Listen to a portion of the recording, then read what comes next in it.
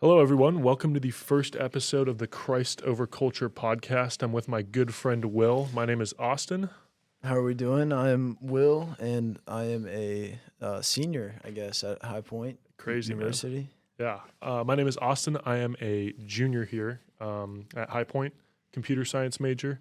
And I'm a finance major. Nice. Yeah, Awesome. absolutely. Well, the point of this podcast is going to be to kind of talk about our experience navigating our Christian faith through the challenges and I don't know, kind of journey of college thus far, because we've both been in college for 3 years now, or 2.5 years basically. But yeah, we just we had an experience recently where we felt like this is amazing, and it's time to get out and talk about it. So, Will, do you want to kind of run everybody through what that Yeah, experience was? so Austin and I have been good friends for a while, and we joined a fraternity together, and we're in the same pledge class 2 years back when we were both freshmen.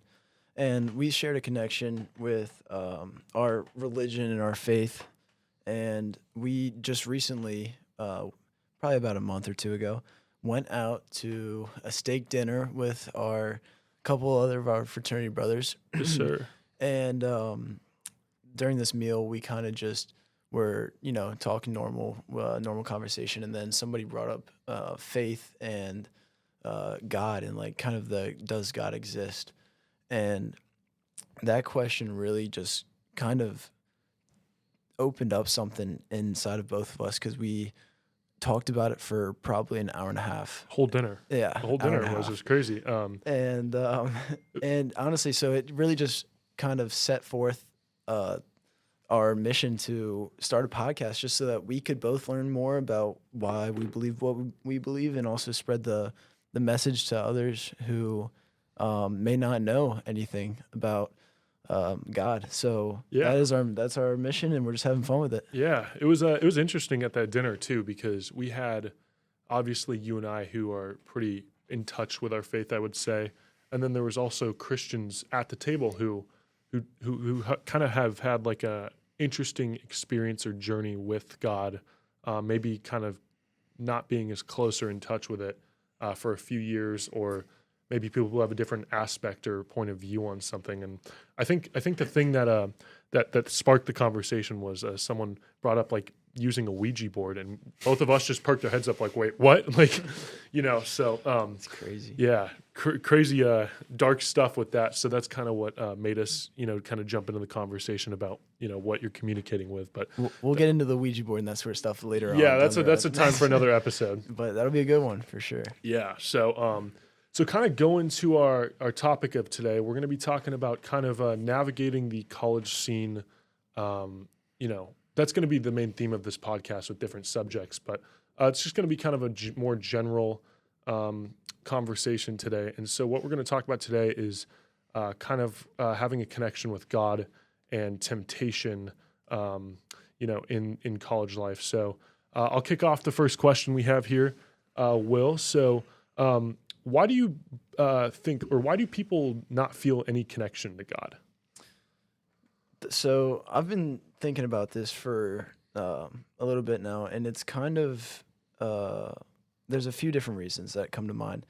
The first is that what we read about in the Bible is that people don't feel a connection because they don't seek Him, and He comes out, and there are verses in Proverbs about this, Deuteronomy, Jeremiah, and the Romans. They all say that if you don't seek God, then you're not going to find Him. Yeah. And so people just expect, when talking about God and religion, to feel this sort of supernatural, like feeling right away, and it's not that at all. I grew up in a church for, my whole entire life, and I really didn't have a great relationship with God until a year or two ago, and it was because I didn't take it serious. Right. And so when you start taking stuff seriously on your own, you really start to feel the connection. And when you go out of your own way and make actions to read the Bible or start to pray and kind of just wait and let Him take his timing, it'll all work out the way it's supposed to. Now, another reason why people don't feel connection to God is because of their blindness in their sin. Now, this is the day and age that we live in. It's like sin is not even talked about at all. Um, Yeah. It's sin, it's so normalized. exactly, Yeah. especially in a college setting. Yeah. Like people will go out on the weekends, get obliterated, and go home with a new girl every single night, and they won't Yeah. think anything of it. And then Yeah. that's just, I mean, not to start anything out that way, but you can't be addicted to any sort of sin and expect to have a good relationship with God. You have Correct. to open up your heart and have a spot for God to come in and make His way into your heart. Yeah. Go ahead. Responding to that too, like, I'll get into this a little later after we're off this topic, but when we talk about temptation in a little bit, but it goes to the point of like, when you said like you're living a lifestyle, it's you can't serve two gods. You can't serve yourself and God. You can't serve the world and God. You have to choose one or the other. And you can't be lukewarm. You have to be all in or not. Right. So yeah. And when you do go all in, though, it's truly a crazy experience. It's amazing. It's and as you said too, it's not something that's like that supernatural feeling like right away. It's something you kind of my experience is just kind of something you notice over the course Right. of your life, and Right. It's a muscle. You got to train it. exactly. Exactly. That's a relationship with God. You got to put work into it. All right. So I have a question for you. Go for it. Why do you think that people aren't necessarily drawn to a relationship with God and don't necessarily want to get rid of their sin or seek Him right away? Yeah, that's a great question. Yeah, so I think that people aren't drawn to a relationship with God because, it's difficult. You have to give up a lot of temptation and lust and desires of this world to pursue a relationship with God because God does not bless sin. And I think another one of the main reasons is that people don't believe in Him or aren't drawn to is due to the blindness of sin and the strength and temptation that the devil has. I think that people, when you hear of like what the Christian faith is all about and what you have to sacrifice or commit yourself to, it's not appealing because it's hard. It's not easy. As you said, it's a muscle. You have to train it. For example, like take like, addictions like alcohol consumption, porn, like stuff like that. You have to, it's like when you do that stuff, you are rejecting God, Yeah. Yeah. So it's just kind of, people aren't drawn to it because it's difficult. It's not the easy thing to do. And it's also, it's very hard to kick habits that are sin and also due to the blindness of sin. When you don't know God, you kind of have these blinders on when you're going through the world, and it's like you don't see sin as sin almost. Yeah. You know? Yeah, I agree. Also, another point that I kind of want to touch on is that it's not really considered cool. Not at all, dude. Not at all. People So want to be cool. normalized. So, I mean, being in a fraternity, we can kind of attest to this, but Yeah. people want to be looked at by other human beings with this sort of like awe. Like they want to be top of the pedestal. They want to be idolized by other people. Yeah. And that is kind of the complete opposite of what God wants. He wants you to put yourself down, be humble, and give thanks to Him Exactly. because He's the creator of everything. Exactly. And Only person who deserves to be idolized is exactly. the one and true living God. And so when you're living for yourself or when you're living for the world or the desires or the pleasures of the flesh, then you can't have a good relationship with God. Exactly. And so people aren't ready to throw all of their desires away of the flesh when they don't trust God. So I think step number one is honestly just starting to spend more and more time reading the Bible, Sure. learning and seeking the truth if you want to find the truth.